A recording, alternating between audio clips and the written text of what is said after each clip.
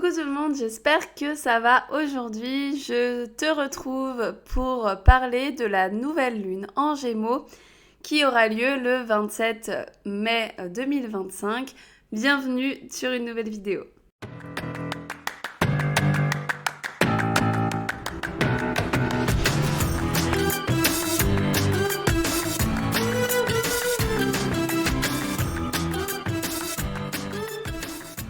Mais avant ça, je t'invite à liker la vidéo et à t'abonner à la chaîne si mon contenu te plaît, ça m'aide vraiment énormément pour l'algorithme de YouTube. Et si tu m'écoutes sur le podcast, n'hésite pas à commenter ou noter l'épisode sur ta plateforme préférée. Alors, on va commencer tout de suite à parler de la nouvelle lune. Alors, autant te dire tout de suite, cet épisode ne va pas forcément durer aussi longtemps que d'habitude, puisque cette nouvelle lune, une fois n'est pas coutume, va être quand même plutôt sympa et plutôt cool. Donc, on va kiffer. Mais du coup, quand on kiffe, il y a moins de soucis et il y a moins de trucs à dire. Donc, c'est possible qu'elle soit un petit peu plus courte, cette vidéo. On verra ça. On verra à quel point je blablate ou non. Du coup, cette nouvelle lune va se trouver à 6 degrés du signe des Gémeaux le 27 mai à environ 5 heures du matin. Mais du coup, on va commencer en disant qu'est-ce que c'est qu'une nouvelle lune pour ceux qui ne le sauraient pas encore. Alors, si tu ne sais pas ce que c'est une nouvelle lune, c'est le moment où le soleil et la lune se trouvent au même endroit du zodiaque. Du coup, la lune, elle se trouve entre la Terre et le soleil et elle nous montre du coup la face qui est non éclairée. Donc c'est pour ça qu'elle est complètement noire. La nouvelle lune, elle n'est pas du tout éclairée. Et donc, d'un point de vue astrologique, c'est le soleil et la lune qui se trouvent exactement sur le même point du zodiaque, et donc ici, à 6 degrés du Gémeaux. Pendant les phases de nouvelle lune, en gros, une phase de nouvelle lune, c'est le départ d'une nouvelle lunaison, c'est le début d'un cycle, c'est le début de quelque chose de nouveau. Donc c'est le moment où on va initier de nouvelles choses. Et en gros, le cycle des lunes en astrologie, ça dure environ 1 an puisque on va être là sur une nouvelle lune en Gémeaux. On fera un bilan lors de la pleine lune en Gémeaux dans à peu près 6 mois. Et l'année prochaine, on aura une nouvelle lune en Gémeaux encore. Et du coup, ça sera un nouveau cycle. Ce sera le moment de poser de nouvelles intentions sur le sujet des Gémeaux et sur le sujet aussi de notre maison qui est impactée par cette nouvelle lune. Mais ça, on y revient juste après. La nouvelle lune en Gémeaux, du coup, elle va nous pousser à nous lancer sur de nouveaux projets. Le signe des Gémeaux, il est ultra dans le mental, il a plein d'idées à la seconde, il est super curieux, il a envie de découvrir plein de choses. Et du coup, cette nouvelle lune, elle nous donne cette vibe-là. Cette vibe de... J'ai envie de découvrir des nouveaux trucs, j'ai envie de tester des nouveaux trucs et let's go, c'est parti, je fais plein de trucs à la fois. On aura du coup de la curiosité pour se lancer dans de nouveaux projets et pour apprendre de nouvelles choses. On est beaucoup dans la découverte, beaucoup dans la légèreté avec le Gémeaux et ça change un petit peu de l'énergie du Taureau où on était beaucoup plus dans notre zone de confort et dans notre stabilité. Ici, au contraire, on a envie de laisser notre zone de confort de côté, d'aller explorer, d'aller faire plein de choses en fait, d'aller juste trouver des nouvelles choses, des nouvelles personnes. C'est le moment où on a envie de rencontrer du monde. Si on voit quelqu'un, on a envie d'aller lui parler pour découvrir ce qu'il a à dire. Enfin voilà, c'est vraiment cette vibe-là, l'énergie du Gémeaux. Donc ici, c'est vraiment une énergie de découverte, de flexibilité, de je suis plus tranquille. On est beaucoup moins dans le dur qu'avec l'énergie du Taureau. Les Gémeaux, c'est vraiment très léger, très aérien. Et cette nouvelle lune, donc, qui va nous aider à penser à de nouveaux projets, à avoir de nouvelles idées, et en plus de ça, elle fait que des bons aspects. Parce que pour le coup, une nouvelle lune en Gémeaux qui aurait été complètement mal aspectée, je vous aurais pas dit « Oulala, c'est trop cool la nouvelle lune en Gémeaux ». Non, pas du tout. Ici, elle est super bien aspectée, puisqu'elle est d'un côté en sextile. Donc sextile, c'est un aspect qui est harmonieux, qui va nous aider. Et elle est en sextile à Saturne et à Neptune. Donc là, ce sextile-là, il va nous aider à avoir des projets qui s'ancre dans le temps avec Saturne, mais des vrais projets en mode nos rêves les plus fous avec Neptune. Donc il y a vraiment ce truc de j'ai un rêve de dingue, Neptune, j'arrive à avoir des idées, nouvelle lune en Gémeaux, je les pose sur le papier, j'arrive à me structurer pour qu'ils durent dans le temps avec Saturne. Donc vraiment meilleur combo ever. Et on a aussi envie de se battre pour ses rêves et de tout faire pour les réaliser avec cette énergie-là. Donc vraiment super énergie pour vraiment pour poser vos intentions, pour écrire tout ce que tu as envie de faire, tout ce que tu as envie de réaliser cette année. Ensuite, la nouvelle lune, elle est aussi en trigone à Pluton. Donc le trigone à Pluton, ça va permettre pour le coup de vraiment transformer des choses, de mettre de nouvelles choses en place, de laisser un petit peu le passé derrière nous pour pouvoir vraiment commencer quelque chose de neuf et quelque chose qui va vraiment transformer nos vies. Donc pareil, l'énergie plutonienne qui est en collaboration avec cette nouvelle lune, incroyable. Histoire de rajouter un petit peu d'idées, de mental, de communication, d'envie de trouver, de parler à tout le monde, etc. Et ben, en plus de ça, c'est Mercure, qui est le maître des Gémeaux, qui va se trouver en conjonction, donc collé à cette nouvelle lune aussi. Donc alors là, autant vous dire que les idées vont fuser. On va être vraiment dans une bonne vibe au niveau communication. On va avoir envie de parler à tout le monde. On est super curieux. Enfin, en fait, tout ce que je vous ai dit au début sur cette nouvelle lune, c'est complètement amplifié par l'énergie de Mercure aussi. Donc, top. Et enfin, donc bon, elle est vachement bien aspectée cette nouvelle lune, mais bien entendu, il y a tous les transits qui continuent, toutes les planètes qui continuent à bouger dans le ciel pendant ce temps-là. Et donc, en plus d'avoir des bons aspects à la nouvelle lune, il y a d'autres planètes qui, entre elles, ont aussi des bons aspects. Donc, on est vraiment dans une super bonne vibe. Et donc, ici, on a par exemple Vénus et Mars qui se trouvent en trigone. Et en plus de ça, on a Vénus qui est en sextile à Jupiter. Donc, vraiment, Vénus, planète des relations, qui est au taquet. Donc là, si vous désirez, surtout si genre la nouvelle lune, elle se trouve dans votre maison 7 ou votre maison 5, si vous désirez trouver l'amour, mais... let's go là, c'est le moment de faire un date, vraiment. Et genre vraiment, on va être dans des super relations, alors que ce soit amoureuse bien sûr, mais aussi amicale, familiale, avec nos collègues. Il y a vraiment une bonne vibe au niveau des relations aux autres. Et ouais, on va être plutôt bien, quoi. On va se sentir connecté.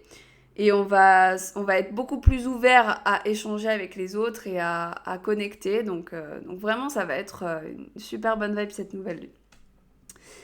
Alors, cette nouvelle lune, elle va être surtout bénéfique pour les signes d'air, puisqu'elle se trouve en Gémeaux, et les signes de feu, puisqu'elle fait des bons aspects avec les placements qui se trouvent dans ces signes-là. Donc, si vous avez des placements, alors que ce soit les angles, ascendant, descendant, milieu du ciel, fond du ciel, bon, surtout milieu du ciel et ascendant.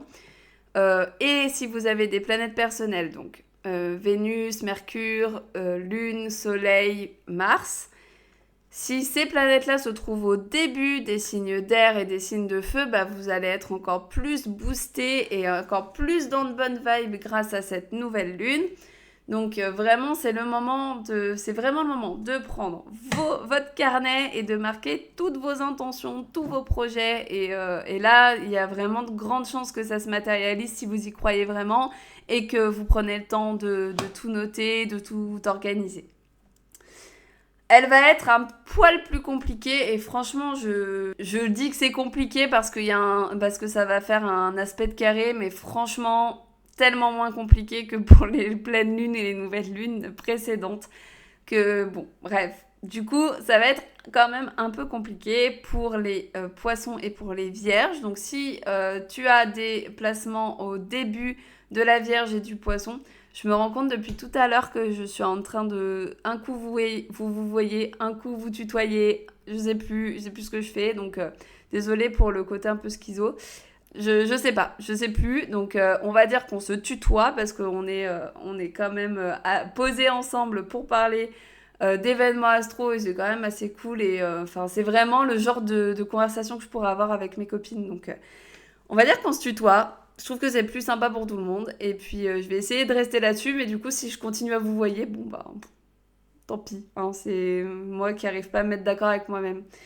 Bref, du coup, si tu as des placements en poisson et en vierge au tout début de ces signes, eh ben, ça va être un peu plus compliqué pour toi. Pas de ouf. Donc, franchement, je pense pas que ça va être la nouvelle lune qui va changer ta vie si tu as ces placements-là.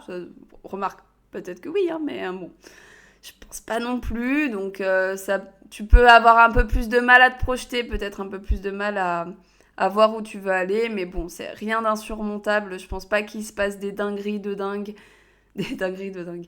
Des dingueries pendant cette nouvelle lune. Ça devrait quand même passer.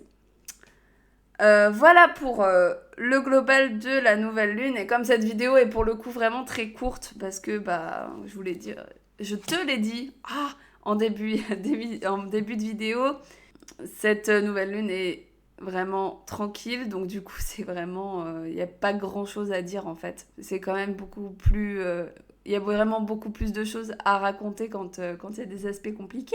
Mais bon, on va pas se plaindre, hein, ça va nous permettre de souffler un petit peu, vu les énergies qu'on s'est tapées en début d'année. Donc là, profitons de la good vibe. Mais du coup, ce qu'on va faire, c'est que comme la vidéo est pas super longue, je vais juste faire un tour super rapide des maisons par rapport à ton ascendant. Donc, je sais pas si tu le sais, mais si jamais tu le sais pas, si jamais tu découvres l'astro, tu découvres ma chaîne et que tu n'en as jamais entendu parler, bon bah je fais un tout petit rappel. En gros, la nouvelle lune, elle se trouve pour chacun de nous dans des maisons différentes, puisque les maisons commencent grâce à l'ascendant, et donc en fonction de notre ascendant, on n'a pas les mêmes maisons sur les mêmes signes.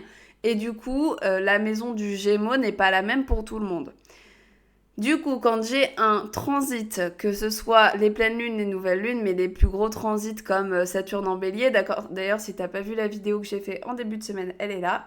Du coup, quand il y a un transit, et donc là, une nouvelle lune, eh ben, ça vient activer une maison dans notre thème. Et les maisons en astrologie, c'est les domaines de vie. C'est le où. Donc, du coup, cette nouvelle lune-là, elle va nous pousser à prendre des résolutions, des projets, des intentions sur un domaine de vie plus particulièrement. Et du coup, bah là, je vais te faire le tour des ascendants pour que tu puisses avoir une petite idée de où va tomber la nouvelle lune chez toi.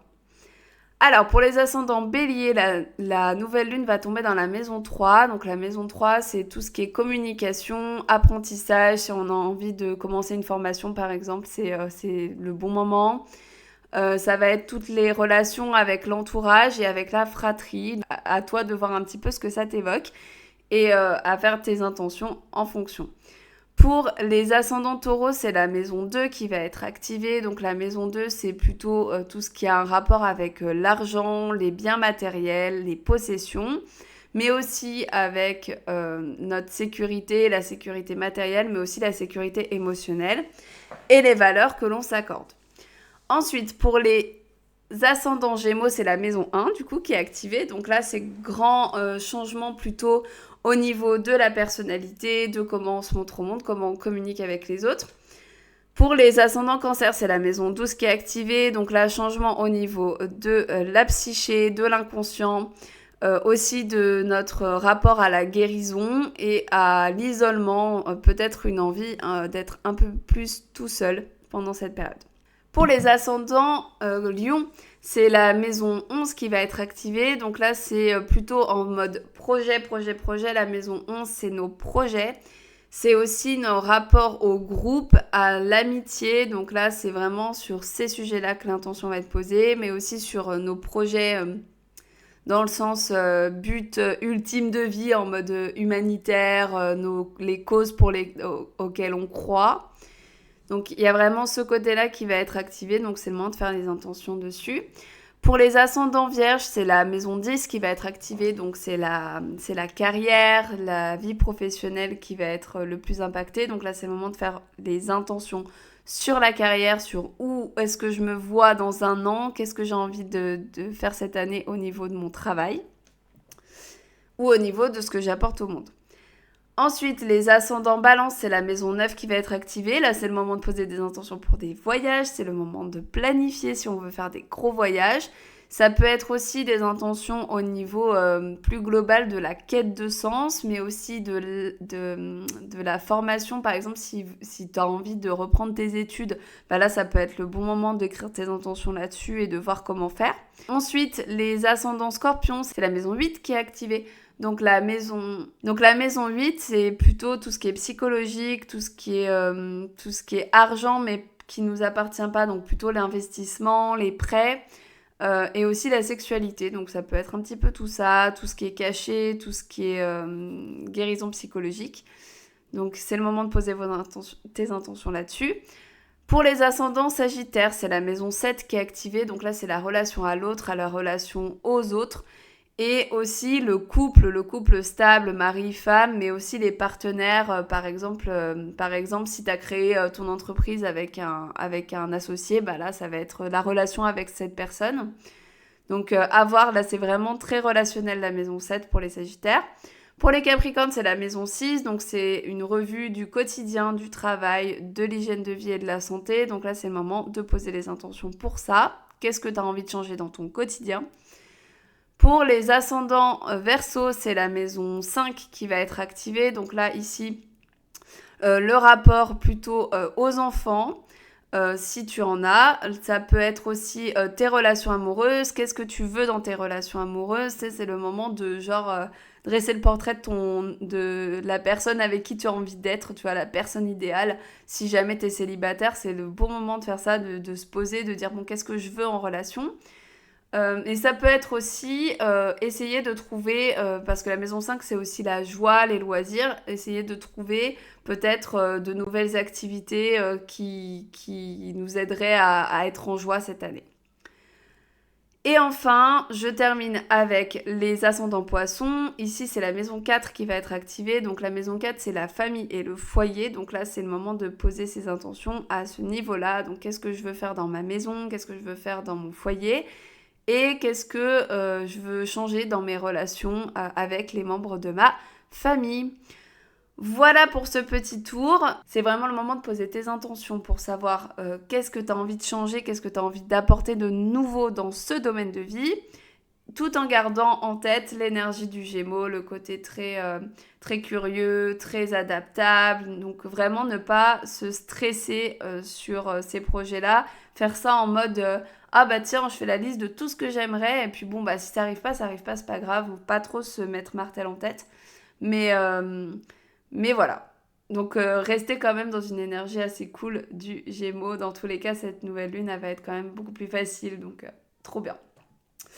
Voilà, j'espère que cette vidéo t'a plu, que tu as apprécié ce moment et que tu as mieux compris ce qui allait se passer pour cette nouvelle lune. N'hésite pas à me dire ce que tu as pensé de l'épisode en commentaire et aussi, encore une fois, à liker la vidéo ou à mettre une note sur le podcast. Je te retrouve bientôt pour une nouvelle vidéo ou un nouvel épisode du podcast. D'ici là, prends soin de toi et à bientôt. Alors aujourd'hui, on parle de la nouvelle lune, mais